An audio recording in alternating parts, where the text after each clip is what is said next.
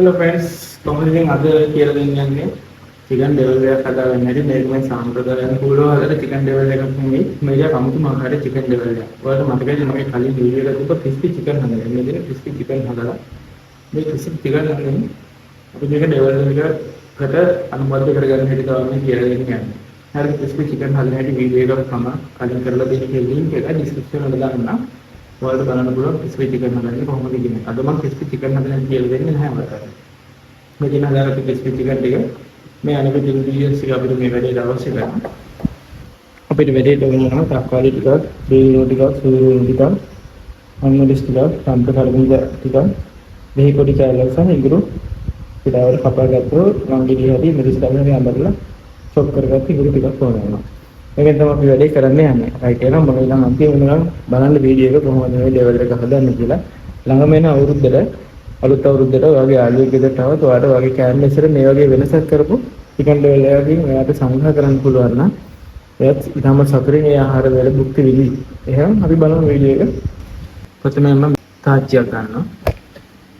මේ වගේ තාච්චියක් අරගෙන මේකට මේක රත් වෙන්න තියෙන මේකට අපි දාගන්න ඕනේ තෙල් පොල් තෙල් හරි මොන හරි කුකින් ඔයිල් එක මම නම් සාමාන්‍යයෙන් කියන්නේ පොල් තෙල් තමයි යූස් කරන්න කියන්නේ. තෙල් ටික කරවගෙන ඉද්දි අපි ඒකට දාගන්නවා මස්ටර්ඩ් අබ ටිකක් දාගන්නවා මස්ටර්ඩ්. ඊට පස්සේ අපි ඒකට දාගන්නවා ෆෙනුග්‍රීක් උළුහල් ටිකක් දාගන්නවා. කාබෝනේට් 3-4කුත් දාගන්න මෙතන ක්ලෝ.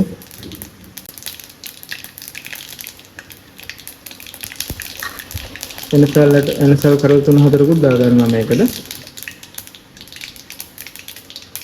දැන් අපි ඒකට දාගන්නවා සෝඩු ටිකක්.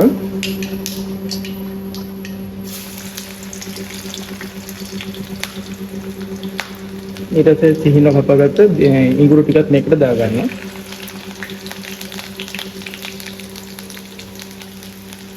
ඊට පස්සේ අපි ආද දානවා රම්පේ කොළ ටික.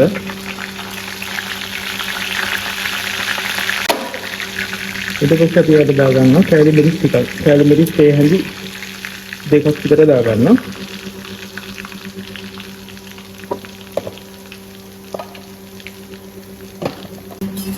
මේ ටික මේ ෆ්‍රයි වෙද්දී අපි ඒකට දාගන්නවා crispy chicken අපි හදාගත්ත ටික.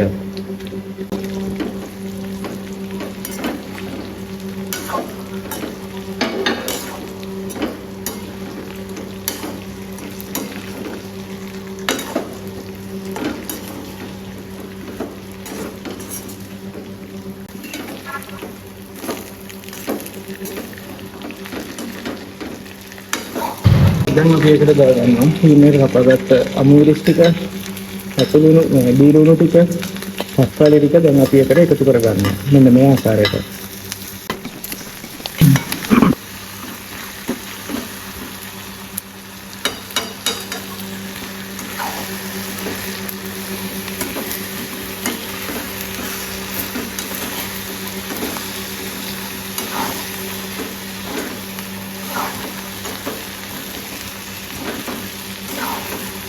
මෙන්න මේ විදිහට මේක ෆ්‍රයි වෙගෙන එද්දි අපිට පුළුවන් මේකට එකතු කරන්න දෙහි බිංදු කීපයක්. මෙන්න යට දෙහි බිංදු කීපයක් දාලා මේවා අපි හොඳට මික්ස් කරගෙන විනාඩි 5ක් විතර ෆ්‍රයි වෙන්න පුළුවන්.